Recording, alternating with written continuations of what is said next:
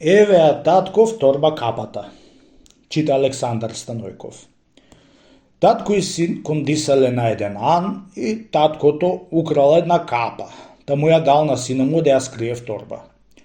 Откоја се излегле од ано, сетил анџијатот и капата му се украла од човекот со детето. Истрчал по него и го втасал сред чаршија. Дал вик човеку пред толку свет да се кажува прав и честа да си бара од анџијата. Камо капата бре никаков, му велел анџијата. Кај ја скри? Што знам јас кај те капата бре никаков, му рекол човекот. Син му од човекот бил добра душа, демек простодушен, и мислел оти татко му забораил оти капата во торбата.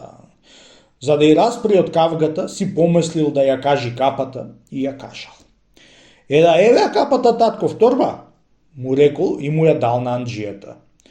Сите што видоа и чуја, сите му повториле збора на детето вака: еве татко капата во торбата. Од тога се вели и ден денеска таа лага што го излага човекот анџијата. Еве татко в торба. Едни луѓе прикажува тоа приказничка инаку.